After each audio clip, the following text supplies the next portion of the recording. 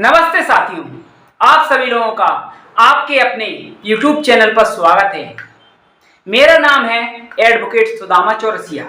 जैसा कि आप लोगों ने हमारे वीडियो की थंबनेल में देखा है कि भारत देश में कितने बड़े बड़े घोटाले चल रहे हैं अभी मोदी सरकार में पेपर लीक को लेकर। सबसे पहले आपने देखा होगा यूपी पुलिस का पेपर लीक हुआ। वहां पर आप देख लीजिए, योगी बैठे हैं। योगी कहते हैं हमने भ्रष्टाचार पूर्णतः समाप्त कर दिया है, लेकिन फिर भी सिस्टम में बैठे लोग और योगी के जो विधायक और सांसद है बीजेपी के, वह पेपर को लीक करवाते हैं। फिर भी उनके ऊपर कोई कार्रवाई नहीं होती और पेपर को रद्द कर दिया जाता है। जैसे ही यह तूल पकड़ती है सोशल मीडिया पर खबर और बच्चे हंगामा करते हैं, तो योगी सरकार उस पेपर को रद्द कर देती है। और अब इसके बाद नीट के एग्जाम में बड़ा घोटाला हुआ। एक ही एग्जाम सेंटर से 70 बच्चे पूरे में पूरे नंबर लेकर आए और कई बच्चों की आंसर शीट में गड़बड़ी। अभी नीट एग्जाम का मामला सुप्रीम कोर्ट में चल रहा है। आपने कई न्यूज चैनल पर सुना है और देखा भी है किस प्रकार एक बीजेपी के विधायक सांसद सिस्टम में और नीट एग्जाम क्वालिफाई करवाने के लिए, जिससे मेरा बच्चा डॉक्टर बन जाए, उन्हें डॉक्टर बनाने के लिए घोटाला करवाते हैं। और अब तो हद ही हो गई इस बीजेपी सरकार में। दोस्तों, आपने देखा कल 18 जून को यूजीसी नेट जीआरएफ का पेपर था, जो पेपर मैंने भी दिया था। इसके ऊपर भी मैंने वीडियो बनाया था, मेरा पेपर कैसा गया है, और बताया था आप लोगों को कितने नंबर में जीआरएफ और नेट क्वालिफाई होगा। यह 2 चरणों में पेपर लिया जाता है। प्रथम पेपर 100 नंबर का आता है और दूसरा पेपर 200 नंबर का आता है। जो पहला पेपर होता है सबका समान होता है और दूसरा पेपर आपके सब्जेक्ट पर डिपेंड करता है कि आपका सब्जेक्ट कौन सा है।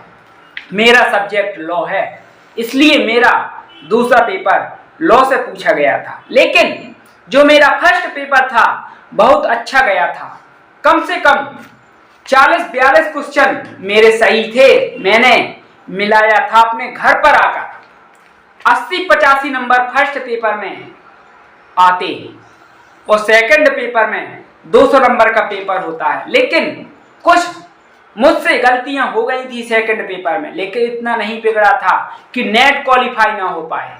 अगर जीआरएफ क्वालिफाई नहीं होता तो नेट क्वालिफाई इस बार जरूर हो जाता।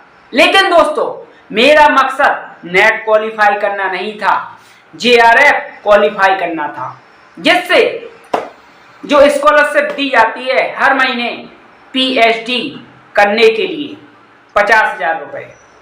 मेरा मकसद तो वही था, जीआरएफ क्लियर करूं। लेकिन कल रात में मैं अपने एक दोस्त का व्हाट्सएप पर स्टेटस देखता हूं, उसमें लिखा होता है यूजीसी नीट और नेट का जो पेपर हुआ था उसे रद्द कर दिया जाता है एनटीए द्वारा, शिक्षा मंत्रालय द्वारा। आप शिक्षा मंत्रालय का नोटिस दे सकते हो, जो ट्विटर हैंडल पर उन्होंने ट्वीट किया और डाला है। और आप सबसे पहले दोस्तों यह वीडियो देखिए न्यूज चैनल वालों का। और इस वक्त की बड़ी खबर आपको बता दें, यूजीसी नेट की परीक्षा को रद्द कर दिया गया है। कल ही ये परीक्षा कराई गई थी। गड़बड़ी की शिकायत के बाद परीक्षा को रद्द करने का फैसला लिया गया है। परीक्षा में गड़बड़ी की जांच सीबीआई को सौंप दी गई है। देश भर में 18 जून को यूजीसी नेट की परीक्षा हुई थी। यूजीसी नेट की परीक्षा अब दोबारा होगी। शिक्षा मंत्रालय ने परीक्षा को रद्द करने का फैसला लिया। आप लोगों ने यह वीडियो देखा किस प्रकार से बच्चों के भविष्य के साथ खिलवाड़ कर रही है बीजेपी सरकार। बीजेपी के विधायक, सांसद, मंत्री सब मिले हैं इस भ्रष्टाचार में। सबके ऊपर कार्रवाई होनी चाहिए, नहीं तो जो शिक्षा मंत्री है धर्मेंद्र प्रधान, उसके ऊपर आप देखिए किस प्रकार से भारत के जनता और भारत के स्टूडेंट गालियां दे रहे हैं कि अगर इस प्रकार के अनपढ़ शिक्षा मंत्री को भारत का शिक्षा मंत्री बनाया जाएगा तो क्या होगा देश, कहां पहुंच जाएगा देश। यह सरकार जो भाजपा सरकार है आपके बच्चों को शिक्षित करना नहीं चाहती है। पेपर लीक जैसी समस्याएं अगर आपके सामने आती हैं और अगर आपने एग्जाम दिया है तो आप अपने दिल से पूछिए आपके ऊपर क्या बीती होगी जब आपको पता चला पेपर रद्द हो गया है। तो बताइए आपके दिल पर क्या बीती, कमेंट करिए। इसके पहले मैंने एक वीडियो और बनाया था इन बीजेपी नेताओं के खिलाफ। कलयुग के विधायक और सांसद किस प्रकार जनता को बेवकूफ बनाते हैं, इस वीडियो को आपने अगर नहीं देखा है तो अभी भी देख लीजिए। पूरी सच्चाई और प्रूफ एविडेंस के साथ वीडियो बनाया था। आपने अगर वह वीडियो नहीं देखा है देख लीजिए, अभी भी समय है आप लोगों के साथ हो जाइए एक, क्योंकि आपके बच्चों का भविष्य भी बर्बाद होगा आगे अगर इस प्रकार इस बीजेपी सरकार की दलाली करते रहे, इन मंत्रियों की दलाली करते रहे, इन सांसद की दलाली करते रहे, किसी के सगे नहीं है। आप देखिए उस वीडियो को और हमें कमेंट में बताइए। दोस्तों हो सकता है मैं जो वीडियो बना रहा हूं कुछ बीजेपी के नेता है मुझे फोन पे भी धमका सकते हैं, क्योंकि इसके पहले ऐसा हुआ था। जो बीजेपी के विधायक है उन्होंने फोन पे या किसी अन्य माध्यम से फोन लगवाया था और कहा था वीडियो डिलीट कर दो, बीजेपी की सत्ता है, नहीं तो तुम्हें जेल में डाल दिया जाएगा। मैं पूछता हूं इन लोगों से, क्या यह भारत देश की राजा है? नहीं, यह भारत देश की राजा नहीं है। राजा तो हम लोग हैं, हम जनता राजा है, यही हमारे नौकर है। काय वह माननीय प्रधानमंत्री जी हो या विधायक सांसद या मंत्री हो, वह हमारे सेवक है, हम उनके सेवक नहीं हैं। अगर वह गलत करेंगे तो उनका विरोध करेंगे, सड़कों पर उतरेंगे, जरूरत भी पड़ी सो इनके लिए, लेकिन इन्हें सबक जरूर सिखाएंगे किस प्रकार भ्रष्टाचार करते हैं और बच्चों के जीवन के साथ खिलवाड़ करते हैं।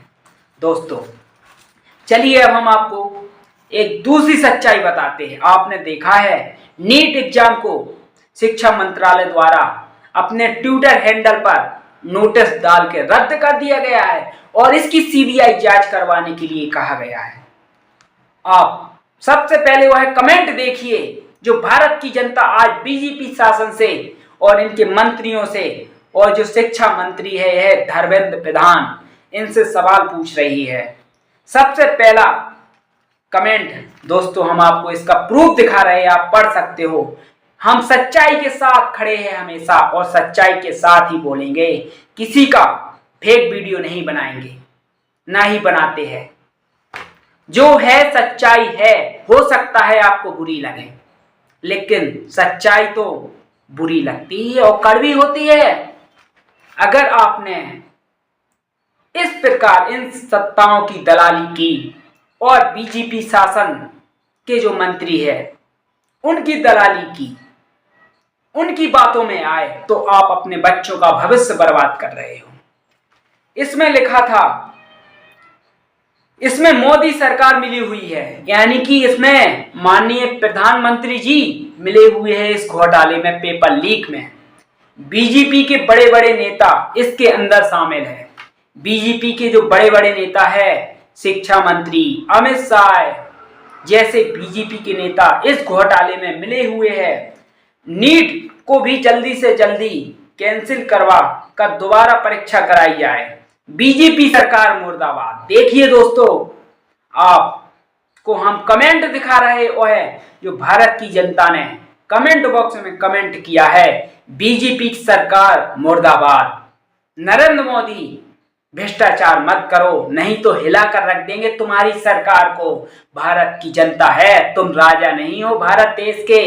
जो संविधान बदलने की बात कर रहे थे और कह रहे थे अब की बार 400 सीट पार, आपके सांसद बोल रहे थे, फिर भी आपको समझ में नहीं आया है। अगर अब भी आप नहीं सुधरे, माननीय प्रधानमंत्री जी, तो भारत देश की जनता आपको सुधार देगी। हम नहीं बोल रहे हैं, आप देखिए सच्चाई के साथ हम आपको प्रूफ दिखा रहे हैं। कमेंट में क्या क्या लिखा है। भारत की जनता का कहना है हमारे बच्चों के भविष्य के साथ खिलवाड़ मत करो। और दूसरा कमेंट भी आपको हम दिखा रहे हैं, पढ़िए। ये सब क्या हो रहा है? हम लोग कितने मेहनत करके एग्जाम देने जाते हैं और एग्जाम कैंसिल हो जाता है दोस्तों, क्योंकि यह एग्जाम हमने भी दिया था। हम जान सकते हैं कोई छात्र है कितनी मेहनत करता है, उसके बाद एग्जाम देता है। 24 घंटों में से 15-15 घंटे तैयारी करता है पेपर की, और अगर उसे भूख लगी है तो खाना नहीं खाता, पानी पी के काम चला लेता है, लेकिन वह पढ़ाई करता है। इतनी मेहनत करने के बावजूद भी अगर उसका पेपर अच्छा गया या नहीं गया वह अलग बात है, लेकिन इन मंत्रियों द्वारा भ्रष्टाचार किया जाता, पेपर लीक कर दिया जाता अपने फायदों के लिए, दूसरों को सिस्टम में बैठने के लिए, अनपढ़ लोगों को सिस्टम में बैठने के लिए भ्रष्टाचार किया जाता है। दोस्तों बताइए आप कमेंट बॉक्स में, इसमें हम क्या गलत बोल रहे हैं? अगर आपको गलत लगे तो कमेंट कीजिए, और अगर वीडियो में सच्चाई है तो वीडियो को शेयर कीजिए। चलिए हम तीसरे कमेंट की बात करते हैं, जो नीरज सिंह द्वारा आईडी है जीमेल पर, उसके द्वारा किया गया है। शिक्षा मंत्री को लेकर इसने सवाल उठाए हैं, जो धर्मेंद्र प्रधान भारत देश के शिक्षा मंत्री है। इसमें लिखा है, शिक्षा मंत्री इस्तीफा दो, तुम ठेला लेके टमाटर बेचो, तुमसे नहीं हो पाएगा। जो शिक्षा मंत्री है धर्मेंद्र प्रधान, इस्तीफा दो तुम, यह लिखता है नीरज सिंह। तुमसे नहीं हो पाएगा, देश नहीं चलेगा तुम लोगों से, और भाजपा से सांसद हो, इसलिए सभी भाजपा के नेताओं को शर्म आनी चाहिए। अगर इस प्रकार का भ्रष्टाचार किया तो जनता इन लोगों को उखाड़ कर फेंक देगी। कभी भी ये सांसद बनने और विधायक बनने के लायक नहीं रह पाएंगे। मोदी जी अभी आपको सबक सिखाया है, अभी भी टाइम है, सुधर जाओ। इसके बाद चौथा कमेंट आप लोग देखिए, शिक्षा मंत्री धर्मेंद्र प्रधान क्या सोया पड़ा है? शिक्षा मंत्री है जो, वह सो गया है क्या? जो एनटीए द्वारा पेपर लीक होता है और सीबीआई को फिर जांच सौंप दी जाती है, जहां गड़बड़ी हो वहीं एग्जाम रद्द होना चाहिए। दोस्तों जहां पर एग्जाम सेंटर पर गड़बड़ी हुई है वहीं पर एग्जाम को रद्द करना चाहिए, ना कि पूरे भारत देश में, ना कि पूरे भारत देश के बच्चों के साथ खिलवाड़ करना चाहिए इन मंत्रियों को। पूरे भारत में ही पेपर रद्द कर दिया है, एक कहां की बात है? जहां पर भ्रष्टाचार हुआ है वहां रद्द करे और ऐसे लोगों को जेल भेजे जिन्होंने भ्रष्टाचार किया है। लेकिन नहीं, सिस्टम में ही बीजेपी के सांसद है, विधायक है और अधिकारी है, वही भ्रष्टाचार करते हैं, उनका कुछ नहीं होगा, क्योंकि वही कानून बनाते हैं, वही पेपर बनाते हैं, वही पेपर लीक करवाते हैं। देखिए दोस्तों किस प्रकार के शब्दों का यूज किया गया है कमेंट में। भारत की जनता कर रही है इन नरेंद्र मोदी के खिलाफ और शिक्षा मंत्री को लेकर कमेंट। आप भी कमेंट बॉक्स में कमेंट करिए, आपकी क्या राय है? देश नहीं संभल रहा है मोदी सरकार से तो सत्ता छोड़ दो। मोदी सरकार, ये भारत के लोग आपसे पूछते हैं, सत्ता छोड़ दो, अपना इस्तीफा दे दो, क्योंकि अब देश नहीं संभलने वाला अनपढ़ लोगों से। क्योंकि दोस्तों मोदी जी का परिवार नहीं है। अगर परिवार है, मोदी जी आप तो अपने परिवार के साथ भी नहीं रहे, आपकी तो शादी भी नहीं हुई। अगर शादी हुई है, मैं मानता हूं शादी हुई है माननीय मोदी जी आपकी, लेकिन आप तो कभी रहे ही नहीं। आपने तो अपनी पत्नी को ही छोड़ दिया था देश के लिए, क्योंकि देश सेवा का जुनून आपके सिर पर चढ़ा था। क्या प्रधानमंत्री है हमारे, देश सेवा का इतना जुनून चढ़ा कि अपनी पत्नी को ही छोड़ दिया, तो वह क्या जाने किसी स्टूडेंट के जीवन पर क्या उसके भविष्य पर क्या बीतेगी, उसके दिल पर क्या बीतेगी अगर इस प्रकार के घोटाले भारत में होते हैं। बीजेपी के शासन में कंट्रोल नहीं है मोदी जी आपका, तो आप इस्तीफा दीजिए। अभी आप लोगों को तो आपके विधायक को मोदी जी सबक सिखाया है भारत की जनता ने। अगली बार आपको उखाड़ फेंकेंगे। 5-5 सीटों के लिए तरस जाओगे बीजेपी वाले। बीजेपी के नेता को कोई वोट नहीं करेगा। अगर अभी भी समय है सुधर जाओ। यही सुधारने के लिए वीडियो बनाया है, किसी की बुराई करने के लिए नहीं बनाया है। ना मैं किसी का सपोर्ट करता हूं, ना किसी का विरोध करता हूं इस वीडियो के माध्यम से, ना मैं किसी पार्टी को सपोर्ट करता हूं। केवल जो सच्चाई है मेरे दिल पर बीती है कल रात में, क्योंकि एग्जाम मैंने भी दिया था।